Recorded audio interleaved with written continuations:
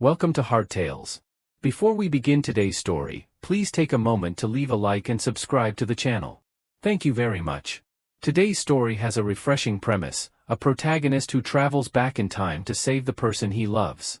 Unfortunately, in real life, we never get a chance to go back and change the past.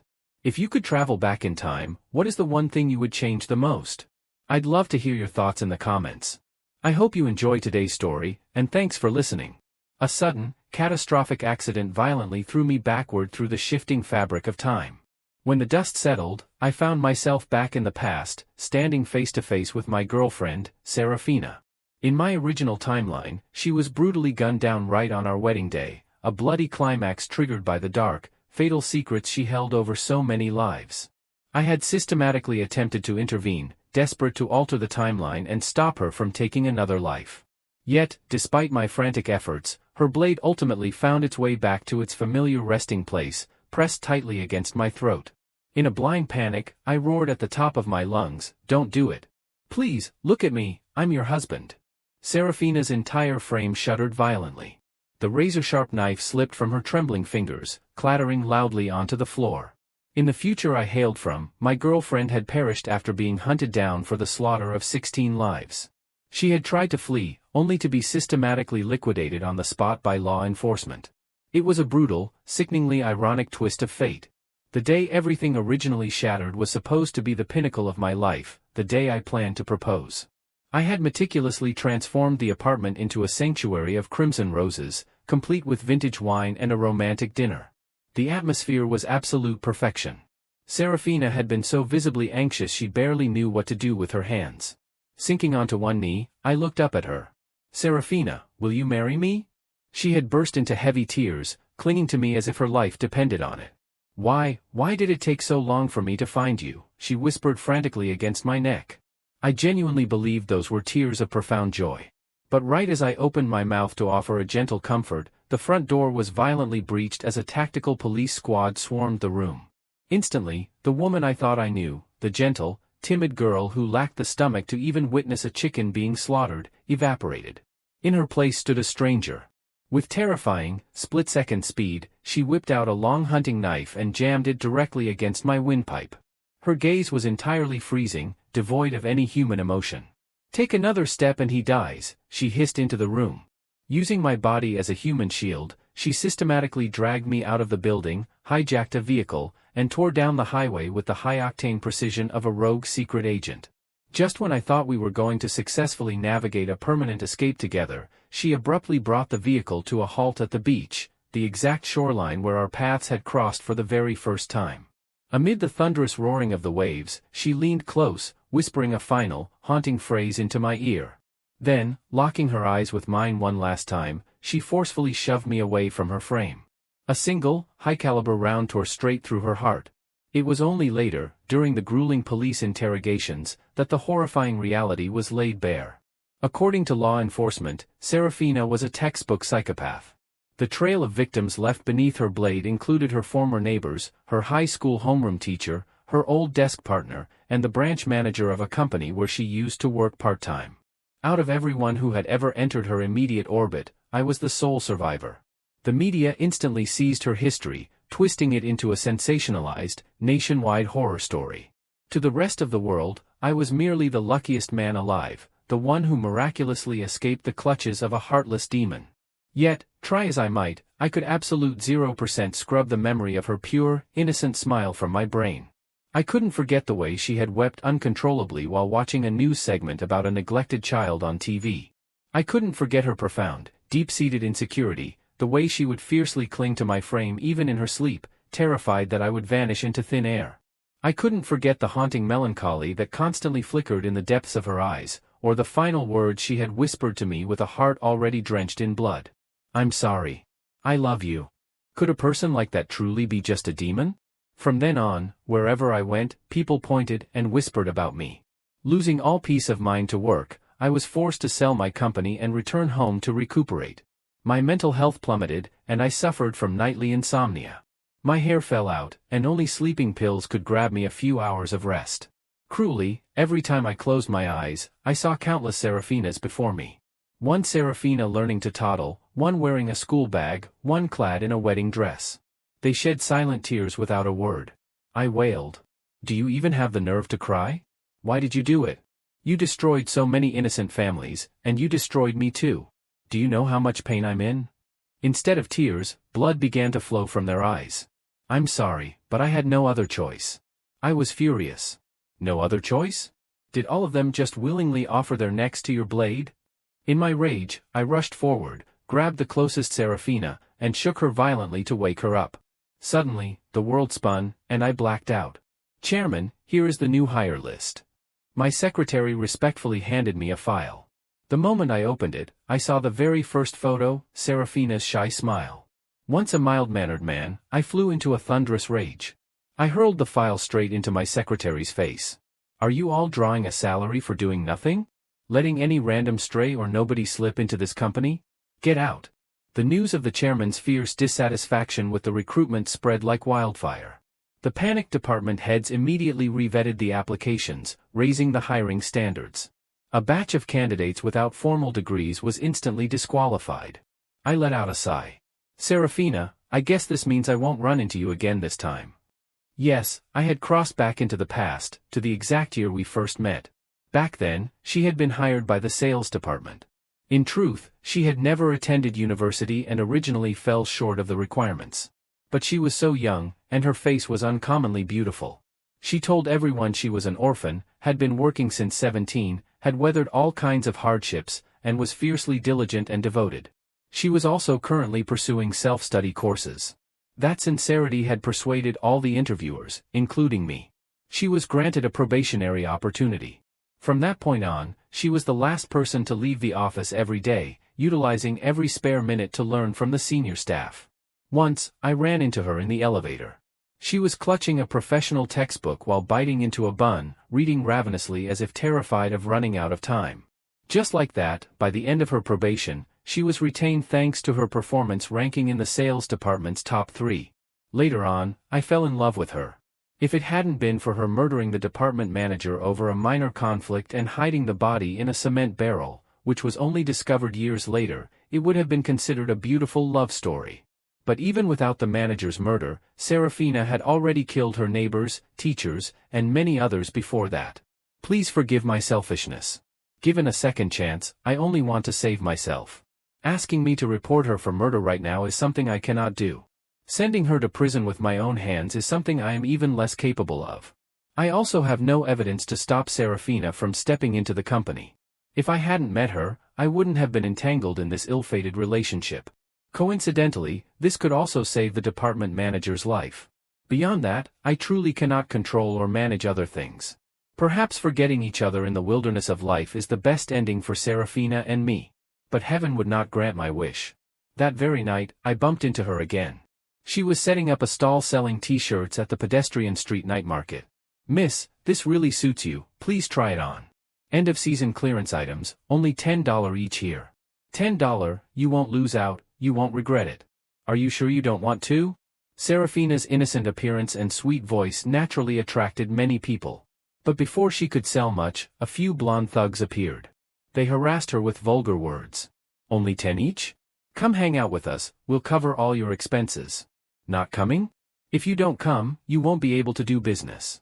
Terrified, she cried out, Hey, don't come near me. I'm not selling anymore today. The thugs shouted loudly, making the stall, which had just begun to pick up, instantly turn cold. No one dared to get involved in trouble. Seeing Serafina being dragged with red eyes, I couldn't help but step forward. What are you pulling her for? I've called the police. She's not selling anymore, I'm buying everything. I rolled up my sleeves, revealing my solid muscles. The thugs muttered a few words and slipped away. By the time I snapped out of it, Serafina was standing in front of me, her cheeks completely flushed. Thank you, Director Tran. My heart was filled with regret. Hadn't I sworn never to meet her again? Yet here we were. I could only nod coldly, stuffed a wad of cash into her hands, and carried the bag of goods away. I told myself, I'm only helping this once, after this, we go our separate ways. Who would have guessed that I would be targeted the very next day? In the company lobby, Serafina excitedly blocked my way. Director Tran, You said that as long as I finished the target customer analysis for the passenger car line, you would grant me a probationary opportunity, right? Yes, I did say that, but that was before I reincarnated back here. Her large, beautiful eyes were bloodshot from staying up all night, yet they still sparkled with the light of hope. The thick stack of documents clasped in her hands was clear evidence. Perhaps because there were too many witnesses, it wasn't convenient for me to go back on my word. Or maybe I just couldn't bear to extinguish that gaze full of anticipation.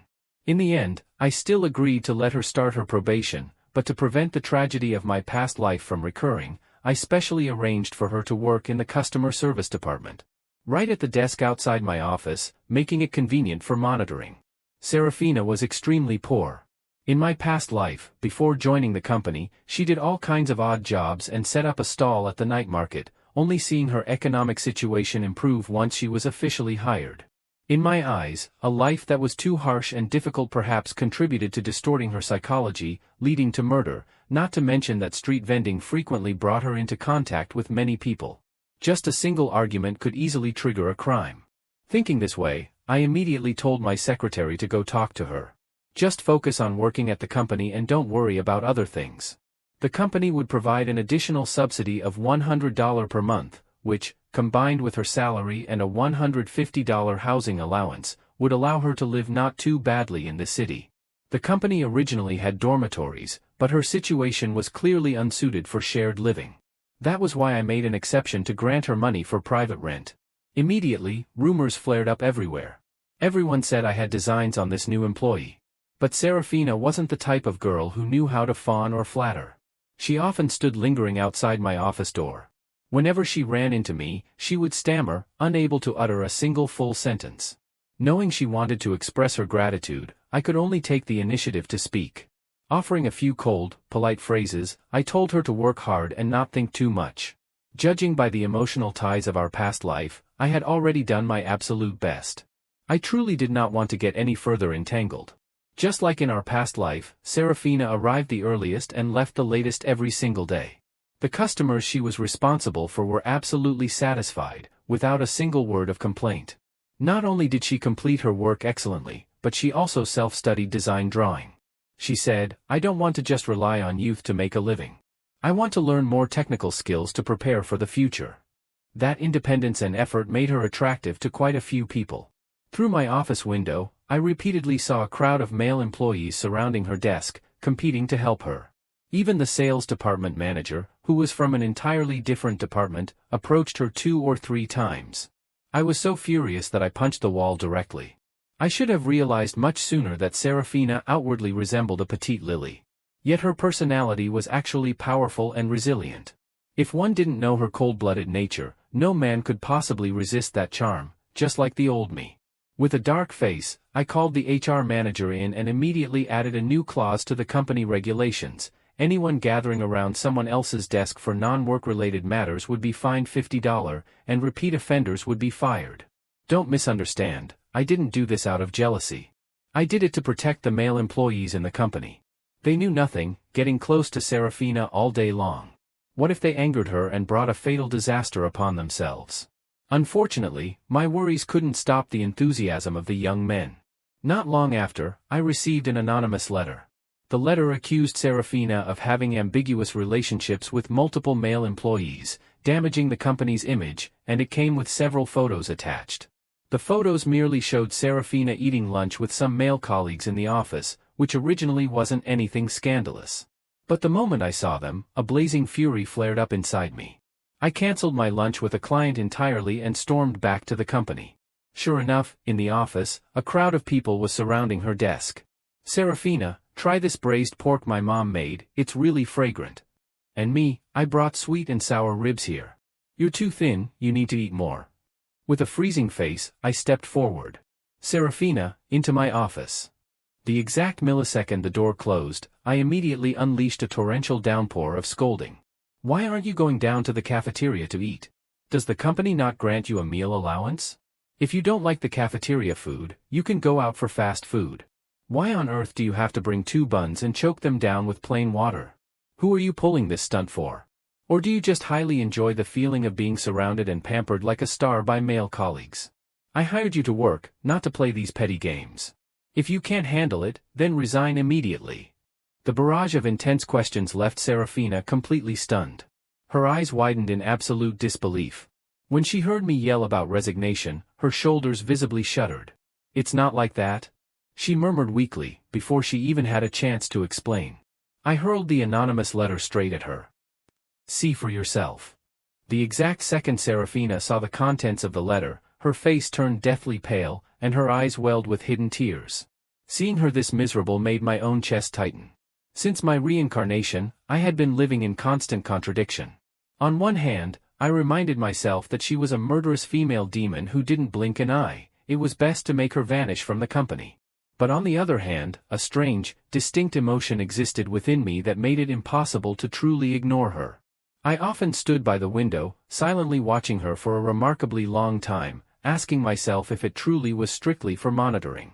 I pulled out a tissue, intending to drop my cold facade and offer a few words of comfort. Unexpectedly, Serafina buried her face in her hands and dashed away. Instantly, I instinctively wanted to chase after her, but remembering the people she had brutally slaughtered in my past life, my feet froze dead. That afternoon, I could absolute 0% focus on work, staring blankly out the window. Director Tran, the secretary called softly. There's something I think I should tell you. According to the secretary, Serafina was actually a highly virtuous girl. A woman in her 20s, who wouldn't love beauty, who wouldn't possess a shred of vanity. She had no parents, but her base salary and subsidies were enough to live on. Yet, after work, she still stubbornly went to set up her night stall, ate the cheapest food, rented a basement room, and saved every single cent to donate to impoverished children in the mountains. She also frequently volunteered at an orphanage. She never bragged about any of this. It was only when an organization she helped came to the company to present a thank you banner that everyone found out. But Serafina herself begged everyone not to spread it.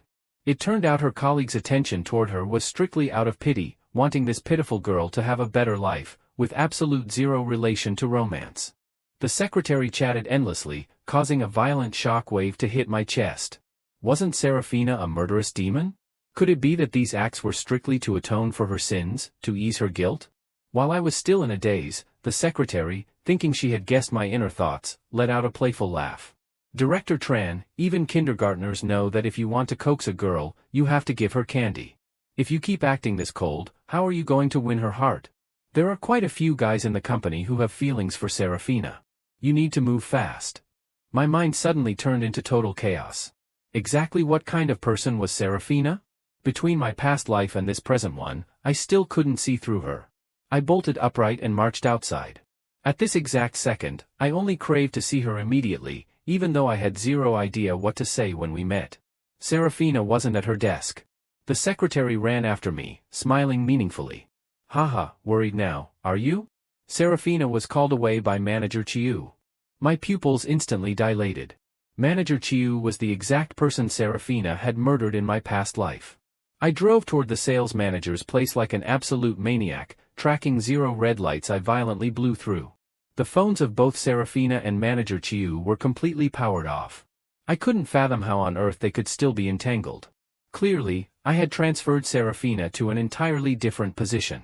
I continuously repeated to myself, they were just regular colleagues. Since they no longer shared a department, a conflict definitely couldn't erupt. Serafina wouldn't execute any extreme actions either. The unreachable phones were probably just out of battery. But deep in my subconscious, a voice screamed relentlessly, don't go any further. If you go, you will highly likely plunge into a bottomless abyss. But that was Serafina. The person I had once blamed, once hated, and the person I absolutely could not let go of. In front of Manager Chiu's villa, the front door was left slightly ajar. Pushing it open, I found clothes scattered all over the floor. On any regular day, I would have definitely laughed. Manager Chiu, really, were you in that much of a frantic rush? But right now, I couldn't laugh. A freezing sweat broke out on my forehead. Because I spotted the corporate uniform blazer Serafina had been wearing this afternoon, crumpled inside a messy heap on the cold floor. It was impossible, Serafina was absolute 0% an easy girl. She would absolutely never do that. My breathing turned rapid as I quickened my pace. Out of absolute nowhere, a man's agonizing shriek echoed from the upper floor. Spare me. Please spare me. Taking 3 steps at a time, I violently burst into the room. The sight inside caused my brain to nearly explode. Manager Chiu was chained securely to the bed frames with thick iron chains. Serafina, clad only in her underwear, was sitting pinned on top of him, her face obscured. Scattered around were various small tools, and combined with the bleak yellow lighting, it superficially resembled a BDSM game.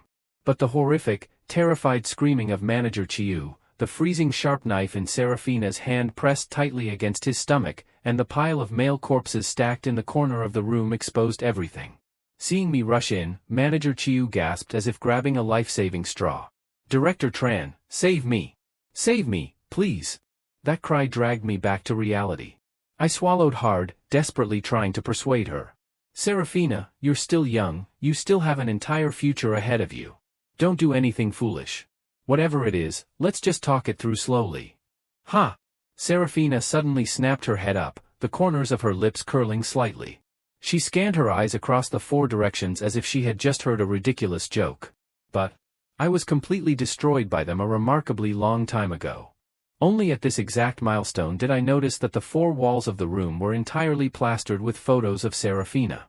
Those photos were clearly taken when she was very young. Her features still held traces of innocence and utter helplessness, before systematically turning dead and soulless. Every single one of them was a photo of her being tortured and tormented. "I'm sorry. I wanted to be a good person too." Tears streamed down her face as Serafina gave me a desolate smile. That smile was identical to the moment my father passed away in our past life. Realizing what she intended to do, I screamed in a blind panic. The room was bathed in a brilliant crimson. Going completely mad, I lunged forward and caught her limp body in my arms. Fiercely squeezing my hand, she used her final ounce of strength to whisper, "I'm sorry, Director Tran, for letting you down. I truly just wanted to work hard." My face was completely drenched, I couldn't even tell if it was blood or tears. I wailed like a wounded beast. Serafina had abandoned me yet again. This time, she died right in my arms. Later, the police investigation concluded that this was an atypical case of revenge murder, with details stretching far beyond the imagination of regular people. Years ago, Serafina had been deceived by a neighbor under the guise of a job introduction, only to be brought to Manager Chiu's villa and systematically turned into a slave for him and his friends to torment. Fortunately, she found an opportunity to escape. Who could have guessed that upon entering my company, she would be stalked and threatened by Manager Chiu all over again? He used those photos to blackmail her, threatening that if she didn't obey, he would leak them all to destroy her reputation and make her lose her job. Even changing companies would be useless because the photos remained in his hands. Driven to an absolute dead end, Serafina chose to perish together with him. It turned out she had endured so much agony, living in torture every single day. Yet, I had only worried about avoiding her, strictly wanting to wipe my hands clean of our relationship. If I had realized sooner, if I had stepped in to pull her out earlier, perhaps none of this would have happened. I fell right back into chronic insomnia, helplessly seeking out a psychiatrist. "Mr. Tran, please close your eyes. Your calves are beginning to relax, your thighs are gradually relaxing too." Combined with acupressure movements, my mind gradually drifted into a blank void. In a daze, countless Serafinas stood behind a shroud of white mist, simultaneously reaching their hands out toward me. "Save me. I beg you, save me." Then, out of absolute nowhere, their bodies were violently torn apart as blood splattered everywhere. In a blind panic, I ignored everything and grabbed hold of one Serafina. "Don't be afraid, I'm here to save you." When I opened my eyes once more, I had transformed into a teenager in his mid-teens. My face still held boyish features, and I was clad in a naive green school uniform. Only those deep black eyes and that high, straight bridge of my nose remained, looking quite handsome in the mirror. I guessed that I had crossed back 10 years into the past, to my high school days. Serafina, being the same age as me, must be in high school right now too. She hadn't been deceived by evil people into taking the wrong path yet, everything was still in time. My mood lifted instantly. I dribbled the basketball in my hand, glanced across the old square and the weed-infested flower bed, and planned to head home first. Passing by a narrow alley, I heard jeering laughter echoing out. Under the dim street lamp, a flashily dressed girl was aggressively shoving another girl who was a whole head shorter and thinner than her mouth continuously spouting filthy words. "You little beggar, didn't Brother Ryan warn you not to leave after school? You dared to run away, quite a pair of balls on you, huh?" Let me call Brother Ryan over, we'll strip you naked and throw you into the foul sewer to teach you a lesson. Don't call anyone, I'll give you the money. The petite girl was trembling as she fumbled through her pockets, begging in a raspy voice. Bullying, extortion. Children doing this already, what would they become later? I stepped out without hesitation. The two girls froze when they saw me appear. The tall, unruly girl grew nervous and stammered, What are you doing? In high school, I was already 1.81 meters tall, standing out sharply among my peers. Coupled with long-term training, my physique was quite muscular. In the dark alley, facing two girls, the pressure I exerted was not small. I feigned a punch and intentionally lowered my voice. Get the hell out of here if you don't want a beating. The bad girl didn't dare speak big anymore, turned her head, and ran off. Meanwhile, the thin, small girl lowered her head, clenched her fists, and stood frozen without moving. The uniform on her body was faded, with a massive patch right at the cuff. Her short hair hung disheveled over her forehead, looking slightly messy. One look was enough to tell she was a child from a poor but honest and decent family. Perhaps she thought I was a thug too, so she was scared completely stiff. I scratched my nose, tried to flash an age-appropriate smile, and stepped closer. Little sister, I'm not a bad guy. It's late, let me walk you home. One step away, the little girl suddenly snapped her head up. Her gaze was freezing and deep, like a dead lake, flashing absolute zero light. I shuddered, this face was entirely too familiar. Good heavens, it was a younger version of Serafina. As expected, we were fated, meeting each other again. Suddenly, she violently slammed her shoulder into mine and coldly dropped a line. Nosy prick. Then, like a gust of wind, she bolted out of the alley. Under the moonlight, I spotted a glint of light flashing in her hand, a small, razor-sharp knife. What was that knife meant for? If I hadn't appeared in time, what would have happened required absolute zero words to understand. Clearly, that bully girl wasn't targeting Serafina for the first time. Children having scuffles sometimes is normal, but pulling a knife crosses the line. Perhaps it was just as people said, Serafina was a naturally born bad seed. But so what? I had already regretted it once. In this lifetime, I would absolutely never let go again. It hadn't reached that point yet, everything was still in time. In my head, the image of Serafina from my dream surfaced again, covered in blood, begging for my help alongside her words, I wanted to be a good person too. No one is born a criminal, there is bound to be a root cause. This time, I must rescue her from school bullying. I must put the people who deceived her behind bars, crushing the evil right in its cradle. Furthermore, I must help her rebuild a proper outlook on life and correct values. For someone like me, who managed a company at 22, action is never something I lack. Toward dusk the following day, I located Serafina alongside another male student at the peak of Kwai Shan. From a distance, I saw the male student trembling as he stood right at the edge of a vertical, near 90-degree cliff. Just a single slip, and his body would shatter in the deep abyss below. Terrified, he asked, Is it truly right here? If you dare trick me, you're dead meat. Behind him, Serafina let out a giggling laugh, her sweet voice laced with an indescribable, bizarre undertone. How would I dare trick you? It's right over there, just take a few more steps and you'll see it instantly. After speaking, she slowly extended her hands, preparing to touch his shoulders. At that exact second, without uttering a single word, I marched straight over and dragged Serafina away. My strength was massive, I hauled her a long distance before she managed to violently wrench herself free. Serafina was utterly furious. Who are you? Are you sick? Do you have any idea how difficult it was for me to? Perhaps because she was too enraged, she accidentally let her true objective slip out. But she instantly caught herself, swallowing the crucial words that followed, and glared fiercely at me. I just stared at her, half smiling. How difficult it was for you to, what? Why aren't you continuing? Let me take a guess. During the spring picnic, while everyone else was gathering at the foot of the mountain for lunch, you managed to lure a classmate who used to bully you up to this desolate spot.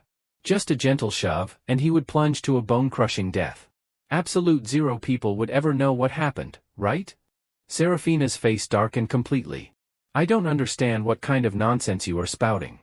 I let out a soft laugh. Whether it's nonsense or not, you know it clearer than anyone else in your heart. Serafina didn't bother to reply, turning her head to walk away. I called out to her retreating back, Serafina, I can help you. There are plenty of ways to punish the people who hurt you. Yet you chose the absolute worst method, one that destroys the enemy but inflicts massive damage on yourself. Walking into the distance, Serafina paused for a brief moment, but still bolted away. It's completely fine, we still have plenty of time. This time, I will definitely drag you back onto the right path. I ran into Serafina again at Lingnam Wucheng High School. The old collective residential block had been demolished, and everyone had moved to the new dormitories, so usually, absolute zero people frequented this area. At this moment, only a room on the second floor still had its lights on. In the dim illumination, the principal reprimanded Serafina with a stern expression. The school saw that you are an orphan, so we waived all tuition and boarding fees. You should know to be grateful and work even harder on your studies. Instead, you're failing every single subject, and on top of that, you've resorted to stealing. Serafina, if this continues, the school can no longer keep you. Serafina kept her head bowed low, her loose hair obscuring half her face. No one could guess her expression, and she didn't utter a single word. For a child like you, education is the only path. You must not be this foolish. As he spoke, the old principal suddenly grabbed her hand and pulled her straight into his chest. Serafina, you know I've always cared about you. I'm willing to grant you an opportunity. If I hadn't exhausted myself pulling strings to get you that scholarship, how could you possibly continue your studies? A flickering heat flashed in his murky eyes. He completely failed to realize that the obedient girl in his embrace had already quietly moved her hand toward the fruit knife resting on the desk. At that exact, critical split second, I led the police inside, throwing a kick to violently burst the door open. Several officers quickly restrained the principal. "What are you doing?" the old man struggled, shouting loudly in protest. "I was strictly having a heart-to-heart talk with my student." An officer gave him a look of absolute disgust, holding up a smartphone. "Using a scholarship to blackmail a student, have you zero shame? Everything has been recorded. Save your words for the courtroom."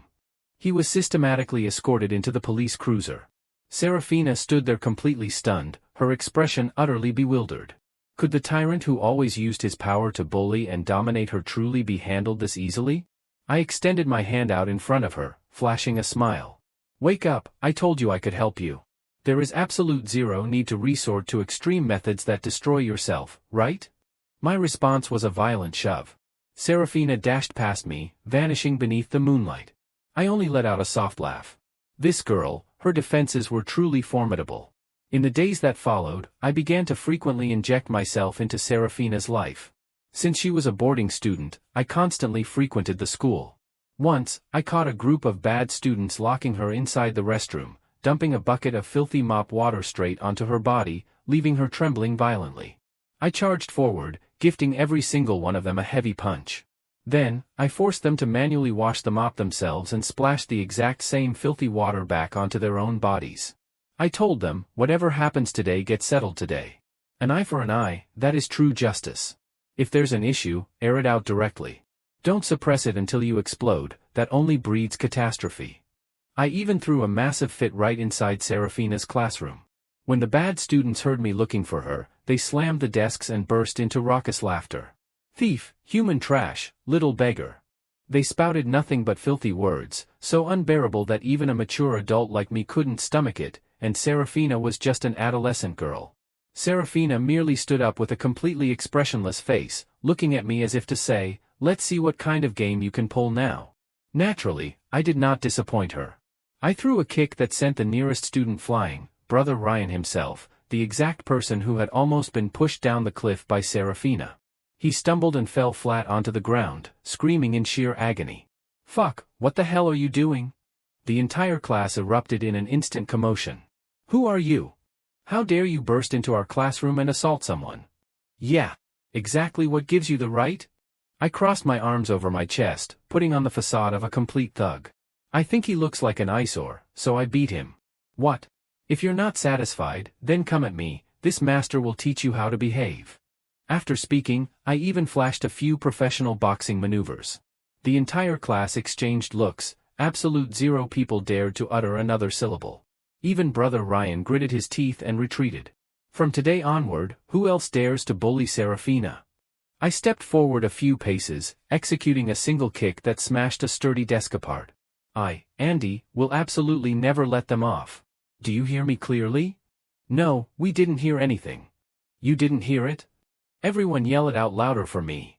The group of students were still just kids, completely cowed by my intimidation.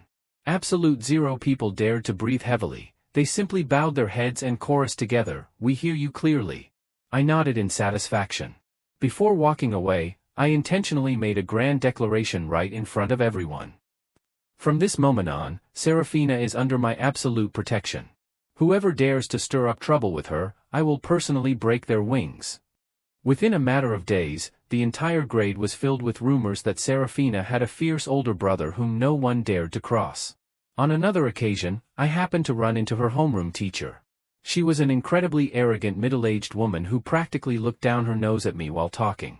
She insisted on dragging me to the principal's office because I had destroyed school property. This was perfect, as I had been looking to settle scores with her anyway. Serafina had been subjected to bullying for so long. Was it even remotely possible that she was oblivious to it? Strictly because Serafina was poor, dressed in tattered clothes, and had poor grades, she tacitly allowed those malicious students to oppress her. It was utterly outrageous. Did she have any idea how colossal Serafina's future body count would become, and that her own filthy neglect would be part of the blame? Upon arriving at the office, I pointed straight at her face and interrogated her. "A student is being humiliated right inside your classroom. You are the homeroom teacher, why on earth did you not stop it? A person who cannot treat students with absolute equity and possesses zero professional ethics is completely unworthy of being called a teacher."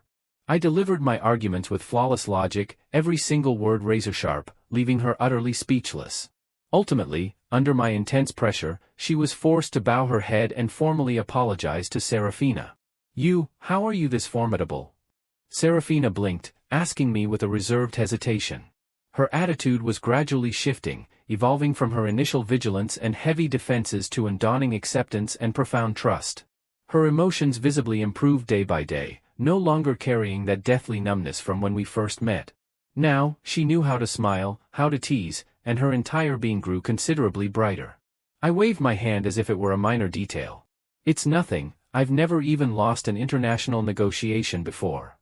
Serafina smiled, her eyes narrowing into slits, probably thinking I was bragging. But at that exact milestone, an intense light sparkled in her eyes. "Andy, why on earth are you treating me this well?" I had thousands of words I wanted to say, but in the end, I merely stroked her hair. "Serafina, just study hard and go to university with me. And then, we will continue to complete the wedding that was left unfinished in our past life." The final exams had just concluded, and I immediately rushed to Serafina's school. We had an agreement: if she made it into the top 10 of her class, I would treat her to pizza. Over the past months, I had often taken time to tutor her. I discovered that her middle school foundation was actually very solid. It was only when she entered high school that her grades plummeted, a cause undoubtedly stemming from being bullied by her peers and neglected by her teachers, which left her utterly discouraged. I didn't follow the classroom pace but taught her again from the very beginning. She was intelligent, diligent, and learned remarkably fast. Everything was moving in the right direction. Even if she didn't make the top 10, the top 15 would already be excellent. While lost in thought, a hunchbacked man called out to me. "You are Andy, right?" I was surprised. I had definitely never crossed paths with him before. "I am Serafina's father. The girl talks a lot about you, thank you for helping her." He offered a forced smile and extended his hand to shake mine, but seeing his hand smeared with dirt and grime, he pulled it back. His entire being radiated the aura of a simple, honest farmer. Yet, I had never heard that Serafina had a family. Seeing my suspicious gaze, he let out a heavy sigh. "Our family is miserably poor. Come with me, I'll tell you about her childhood." Intending to uncover more about Serafina's past, I followed him into a narrow alley. According to him, Serafina had despised their poverty, stole money, and ran away, which completely contradicted the girl I knew. Right as I was about to question him, thud, a sharp, blinding pain exploded at the back of my head, and I collapsed onto the ground. In my semi-conscious state, I vaguely caught the voices of several men. "We've caught the only son of the Tran family, we're hitting the jackpot this time. That little bitch Serafina finally has a shred of value." When I regained consciousness, I saw a guy on the phone threatening my parents. $1 million in exchange for your son's life. Don't worry, I'm strictly in it for the cash. Once I receive the funds, I'll release him. Hearing my parents comply, the man claiming to be Serafina's father grew ecstatic and pinched her cheek. My good daughter. Leading the prey in during the day, and being perfectly obedient at night. Haha, brilliant job. The men burst into raucous laughter. I closed my eyes, feeling like an absolute joke.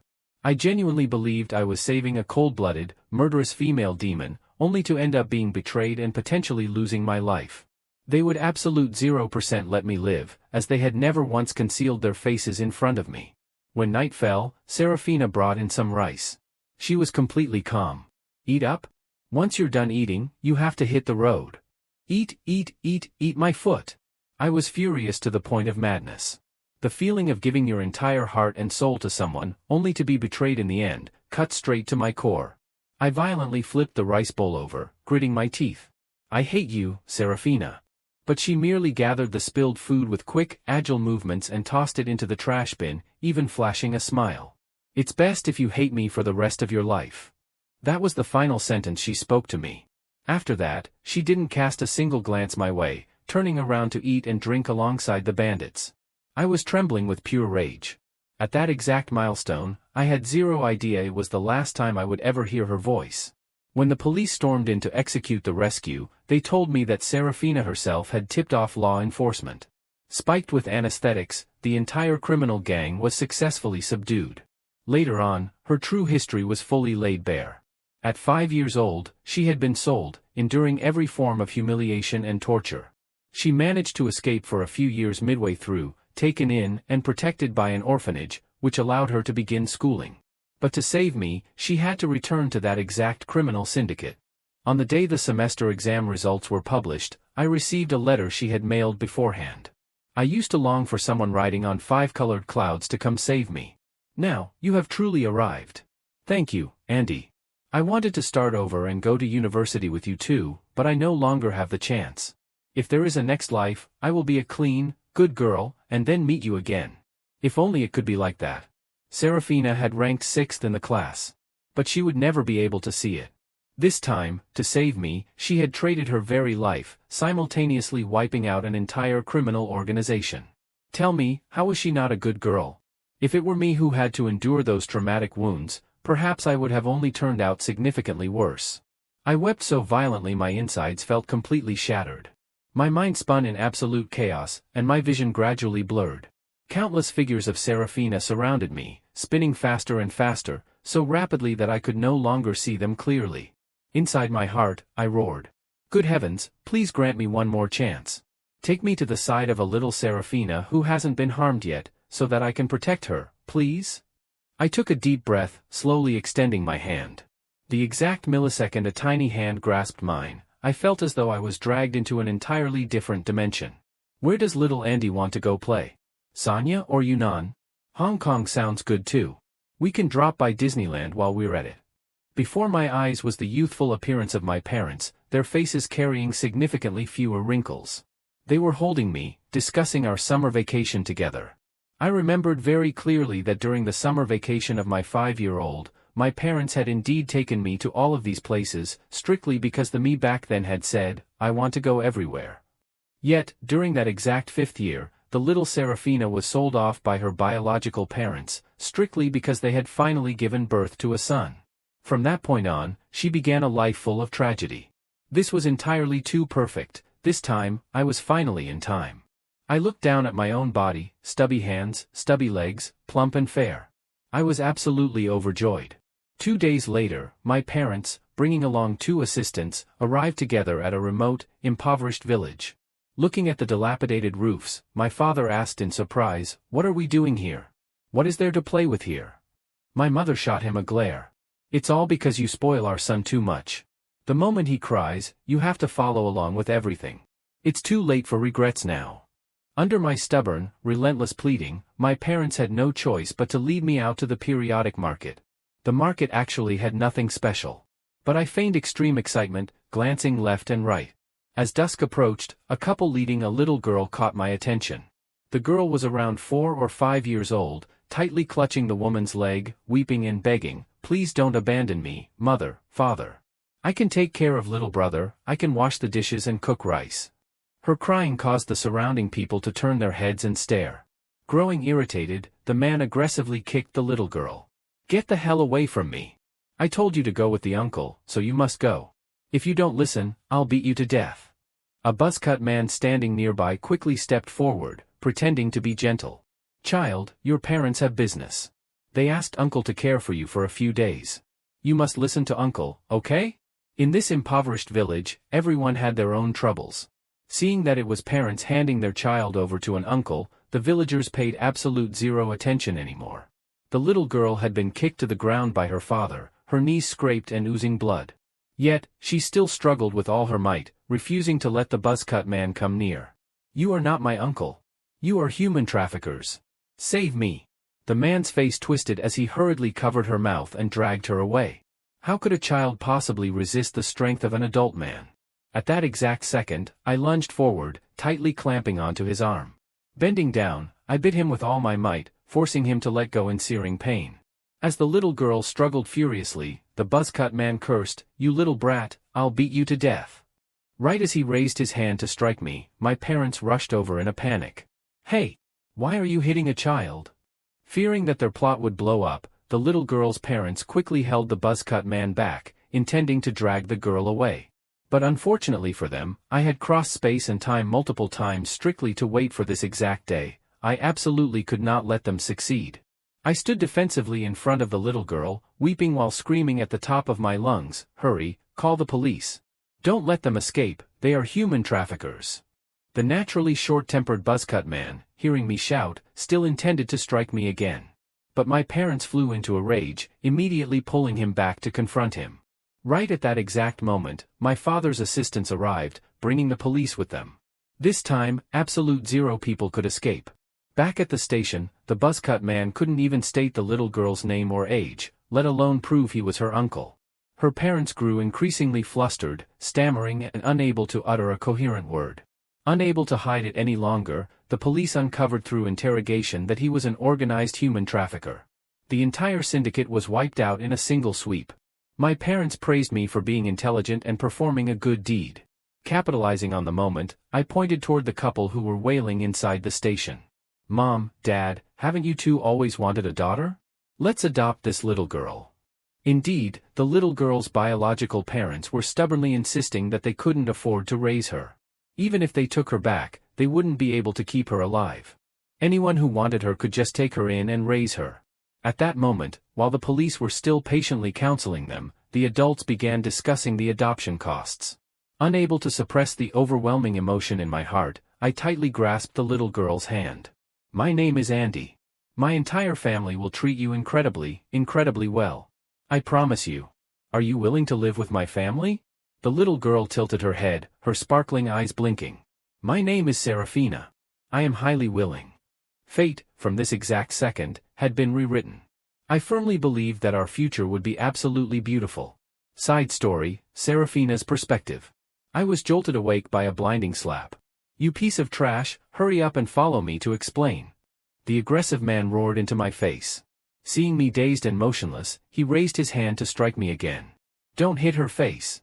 If you ruin her looks, we won't get a good price," the woman alongside him hurriedly reminded him, while cradling the baby boy in her arms. "My good little treasure, wait until Mom and Dad sell this little bitch off. We'll throw a full-month feast for you and buy you brand new clothes." I rubbed my eyes. Right in front of me were my biological parents, the exact people who had personally sold me off, plunging me onto a path filled with utter agony. It turned out that on the path of vengeance in this lifetime, the very first people I had to handle were actually them. But that wasn't right. Hadn't I been shot dead by the police? I still remembered Andy's completely shocked and utterly disappointed gaze. Just thinking about the only person I had ever longed for in this world made my heart tighten in pain all over again. That sharp pain reminded me clearly that I was still alive. Looking down at my tiny hands and naive feet, I immediately realized that I had been reincarnated. I felt a fleeting sense of amusement, reincarnated as a weak child with zero power to resist, only to repeat those bone-deep pains. What on earth was the point of a reincarnation like this? That day, when the gunshots rang out, a bullet had pierced straight through my heart. When that human trafficker forcefully dragged me away, I tightly clutched the dagger hidden in my pocket, silently sneering, "Then let's all die together." But at that exact second, a little boy lunged forward, blocking the way defensively right in front of me. "Serafina, don't be afraid, I'm here." It was a miniature version of Andy. He had come to rescue me when I hadn't even stepped onto the path of crime yet, back when I hadn't committed a single unforgivable mistake. Everything was still in time, right? He even begged his parents to take me in and adopt me. I couldn't bear to die anymore. I studied diligently and treated everyone with kindness. I didn't crave delicacies or care for designer clothes, strictly wanting my heart to be directed toward charitable activities. I established a project to protect rural women and children. Relying on the memories of my past life, I provided tips to the police, causing many criminals to be brought to justice. In this lifetime, I wanted to live honorably and cleanly. Andy, for your sake, I will learn to love this world. I will strive to become a good person. Can you stay by my side forever?